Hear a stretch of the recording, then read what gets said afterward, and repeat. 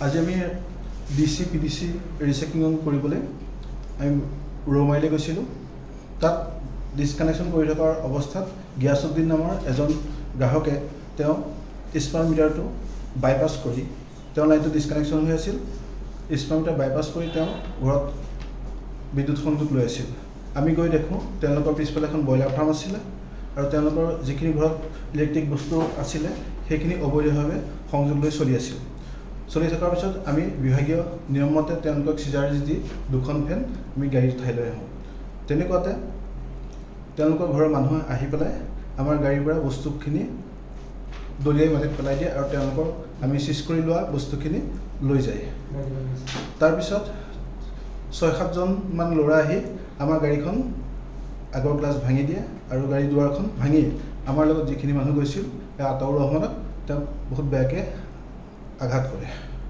शारीरिकভাৱে মানে গাড়ীও ভাঙিছে নেকি গাড়ী ভাঙিছে আৰু ৰাস্তাত बहुत महिला और पुरुष आहि पेलाय आक्रमण कर आपलोके कोन ऑफिसर इलेक्ट्रिसिटी नगाँव विद्युत उपखण्ड 2 अच्छा कोन जगह হৈছিল ঘটনাটো रौमारी हाथीपारा रौमारी दिसे आपलोके एने এতিয়া विभागीय फলৰ পৰা কি ব্যৱস্থা লৈছে विभागीय फলৰ পৰা ইতিমধ্যে ৰূপহীহাট থানাত এজাহাৰ দাখিল কৰিছে আচ্ছা ঠিক আছে এনে আপোনালোকৰ লগত কোনোবা অফিচাৰ আছিল নেকি আছিল কোন আছিল মানে জুনিয়ৰ মেনেজাৰ আছিল হয় হয় আৰু এগৰাকী এসিস্ট্যান্ট মেনেজাৰ মহিলা আছিল তেওঁলোক দুজনক কিবা কৰিছে নেকি তেওঁলোকক বেয়া ব্যৱহাৰ কৰিছে যেই গৰাকী তেওঁলোকে পিছফালৰ পৰা ঘুষাঘুষি কৰিছে যেই গৰাকীক মানে ঘুষাঘুষি কৰিছে শাৰীৰিকভাৱে অৱস্থা কৰিছে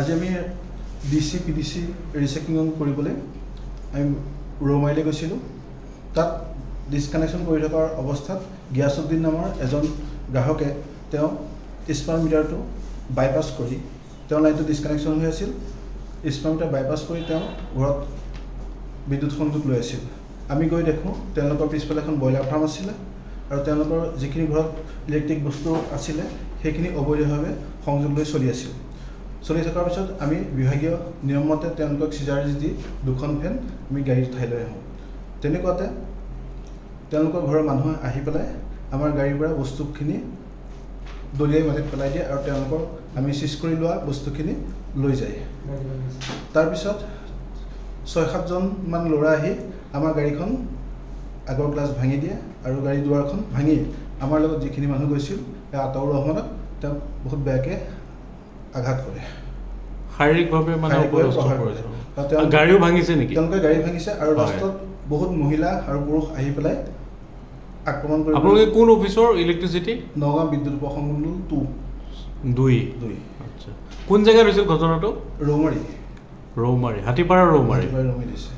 আপোনালোকে এনেই এতিয়া বিভাগীয় ফালৰ পৰা কি ব্যৱস্থা লৈছে? বিভাগীয় ফালৰ পৰা ইতিমধ্যে ৰূপহীহাট থানাত এজাহাৰ দাখিল কৰিছে।